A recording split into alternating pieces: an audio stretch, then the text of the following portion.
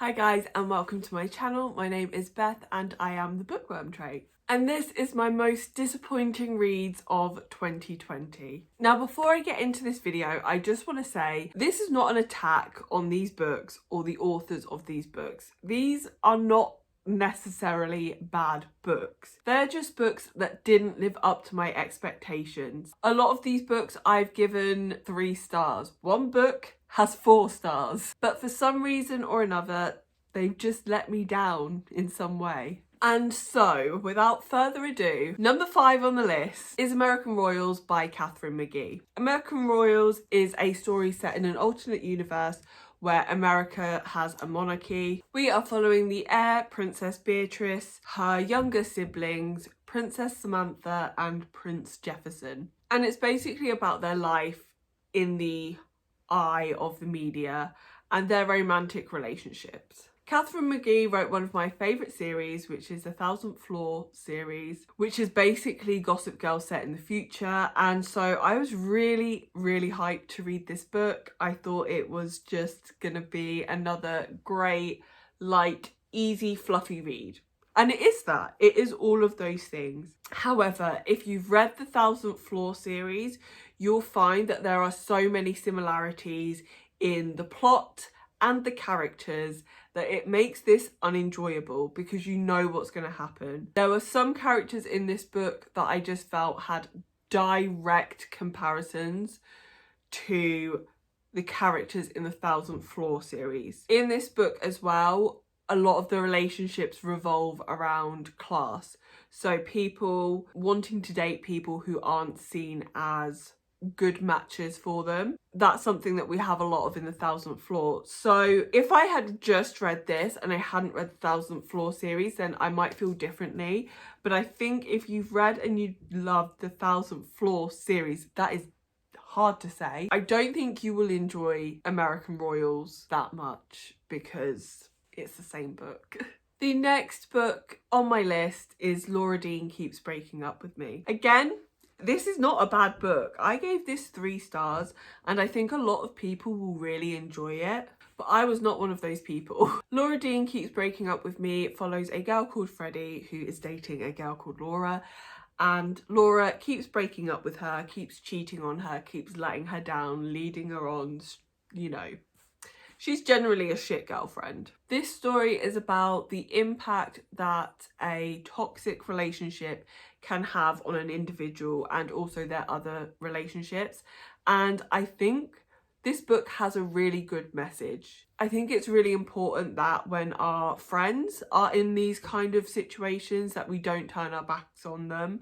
But it's also important to be able to identify, if you're in a toxic relationship, how that is impacting your friendships and your other relationships. So I think this is a really good book. I think this is a really important book, but this is not an enjoyable book. This was hard and heavy, and that's apparently something that I don't want in my graphic novels. I think if this had been a book, I think I would have really liked it and I think it would have really resonated with me. But as it was a graphic novel, I just couldn't get into the right mind frame for it. I think a lot of graphic novels that I read are very adventure heavy, and so to read one that was so focused on internal emotions, I just couldn't find a way to connect with it. And that's why this one has landed on my most disappointing books of 2020. But if that sounds like something you would be okay with, then please don't be put off by this, because as I said, I genuinely think this is good. It's just not for me. So the next book on this list is Are These My Bazumas I See Before Me, which is the final book in the Georgia Nicholson series. Now, if you've been following along with my videos, then you'll probably already know that I've been rereading this series this year, and you might already know that I did not like this book. The Georgia Nicholson series is about a girl called Georgia Nicholson, and it follows her life as a teenage girl in the UK in the noughties. The main focus of this book is Georgia's romantic relationships, but we also look at her friendships and her family relationships, as well as the kind of pressures that a teenager might experience at school and in their social life. and the kind of pressures that they might put on themselves as well. I love this series. It's a very nostalgic series for me. It really reminds me of what it was actually like to be a teenage girl growing up in the UK in the noughties. If it's something that you're thinking of reading or rereading, then it's just worth noting that this is technically historical fiction now, and so some of the things are a bit uncomfortable. I've loved every single book in this series, and I gave every single book 5 stars except for this one, which I gave 2 stars. I did not enjoy this book. I do not like this book. I wish I had never read this book. It ruined the reading experience of the series for me. Georgia Nicholson spends the series in kind of a love triangle between 3 guys. It's not always the 3 guys, you know, it changes, but there's one in particular that is very clear as a reader she is destined to be with. And I hated the way that we finally saw those 2 characters get together. It felt very disrespectful to the character that she actually ended up with. I felt like he deserved better, and I don't think she deserves him, is how I feel. That's how I felt leaving that book. I felt like she does not deserve him, and that's not what I wanted to happen. So again, it's not necessarily bad, just so disappointing and soul crushing that I waited like 20 years. I don't know how old this book is. Probably not 20 years. Let's say 15. I waited 15 years to read this book, and I gave it 2 stars. So we're coming on to number 2 now, and number 2 is my most disappointing read of the year.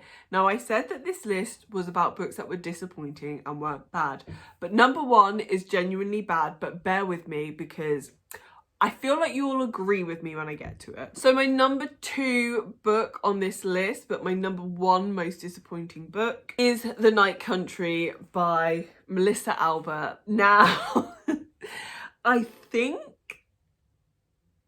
The Hazelwood might have been my number 1 book of 2019. At least it was in the top 5.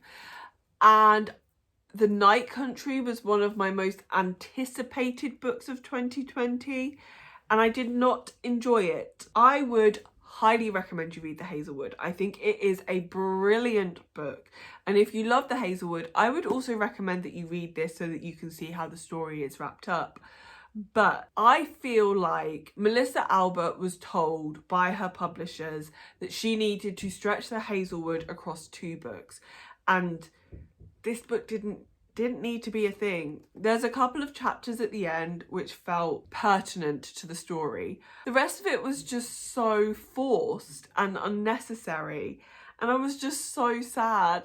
Again, I'm not saying don't read this book, and I'm not saying that this is bad, because this is not a bad book. This is generally like a good book. I enjoyed it. I got very emotional at the end, and I think I gave it 4 stars. I think this was a 4-star read for me. But it just didn't need to be. I'm still going to read Tales from the Hinterland when that comes out next year. And I'll also read anything else that Melissa Albert publishes. I was just really disappointed with The Night Country. And so the final book on this list, which I suppose is a disappointing book because I had very, very high expectations of it.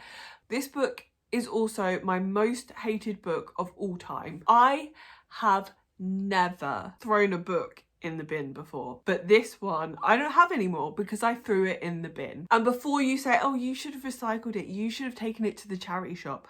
No, I should not have, because nobody should read this book. And that book is All the Ugly and Wonderful Things. Now, I do have a vlog where I talk about actually reading this book and how emotional it made me, and I go into a lot of spoilery thoughts and emotions on that, which I'm not going to do here because this is supposed to be a much shorter video, but I will link it if you're interested. All the Ugly and Wonderful Things is a book about a girl called Wavy who gets into a relationship with a man called Kellen. This relationship is incredibly inappropriate. Kellen meets Wavy when she is a child, and I believe they begin to develop romantic feelings for each other when Wavy is 12 or 13, and begin having physical contact when I believe Wavy is 14 or 15. 15. It might be her 16th birthday that they take it to the next level, but yeah.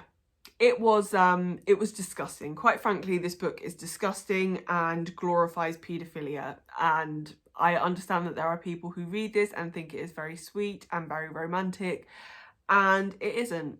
I'm sorry. I can see how they feel that way because it is incredibly well written, and it is written in a way that romanticizes it, but it glorifies paedophilia, and I had to dispose of this book because I did not want this book to come into the hands of a teenage girl, because if I had read this book at 14 years old, I would have thought, oh, that's so cute, that's so romantic. What if I meet a 30-year-old guy?